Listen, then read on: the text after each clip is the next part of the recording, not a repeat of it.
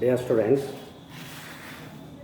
so yesterday in last class you have studied about the structure of lichens and also the type of the lichens. There are three types: crustose, foliose, fruticose. Next come to the internal structure of the lichens, means by taking the section of the lichens, so you have to study the structure of the thallus. By taking the section of the lichens, the internal structure, it can be divided into two groups. Those are homeomers and heteromers. Homeomers and heteromers.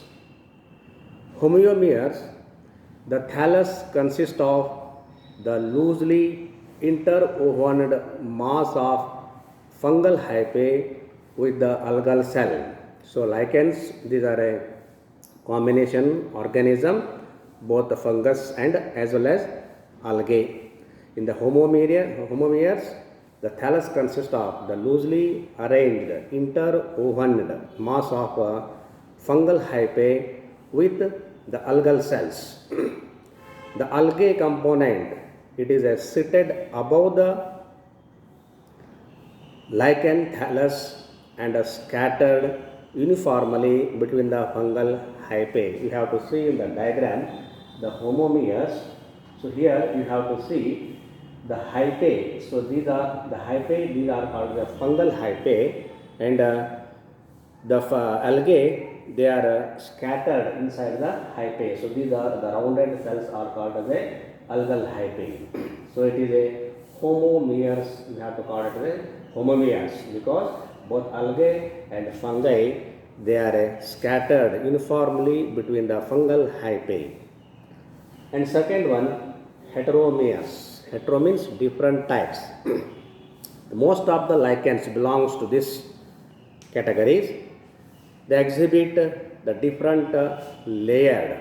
It can be shows four distinct zone. Those are upper cortex, algal zone, medulla zone and lower cortex. So that four different distinct zones are seen in the sectioning of the thallus lichens: upper cortex, algal zone, medulla and lower cortex. Below the lower cortex, you have to see the hair-like structure. These are called as a rhizines. So first come to the upper cortex. So upper cortex, it forms the upper surfaces, which is generally thick and act as a protective layer. The fungal hyphae in this region grows more or less vertically and are compactly interwoven without any intracellular space. The space is filled with a gelatinous matter. So in the upper cortex, so it is the uppermost layer in the protective nature. So these are called as the fungal hyphae. The fungal hyphae, they are more or less vertical in line and they are compactly arranged without intracellular space. If their space is present, the space is filled with a gelatinous material. Next, below that upper cortex, the region is called as a algal zone. So here the blue-green algae, or it is also called the green zone. So this line lies between the upper cortex, lies beneath the upper cortex. It consists of the tangled network of loosely interwoven fungal hyphae with algal cells of green algae intermixed with a fungal hyphae. You have to see in the diagram. So here you have to see the rounded structure are called algal zone and these are the fungal hyphae. So these are loosely arranged interwoven fungal hyphae with along with the algal cells. Hence it is a green in color. The algal region, it is the photosynthetic region of the thallus because they are green in color. They synthesize their own food in the process of photosynthesis. So this photosynthetic region or part is called as a gonadial layer because the algae are the chain-like structure, or they may be spherical, or they may be in the form of a series. Hence, it is called as a gonadial layer. The algal cells multiply by the cell division and send the hostoria into the algal cells. So here, the fungal hyphae, they can send the hostoria because these are non-green color, they cannot synthesize their own food, fungi, so that they can penetrate the hostoria inside the algal cell and get the food by the algae. Hence they are multiply and divide, send the hostoria into the algal cell. The hostoria, when it can penetrate into the algae and absorb the nutrition from the nutrition to the fungi. And next part, that is a medulla. It forms the center core of the thallus lichen. It is a loosely interwoven hyphae. The fungal hyphae in this region are scattered and thick walled, run in all directions. So in the medulla region, you have to see only the fungal hyphae. So here, the fungal hyphae, they are loosely woven, or they can be loosely arranged, interwoven, and in this region they can be scattered and becomes thick and run in all direction.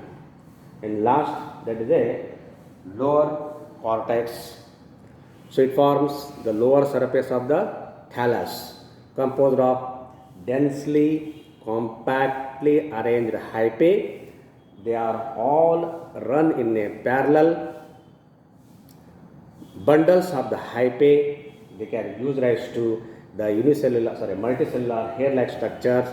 These are called the rhizines. They arises from the base of the basal part of the hyphae and penetrate into the substratum, which can fix the lichens on the any substratum, or they can help in encroaching on the substratum.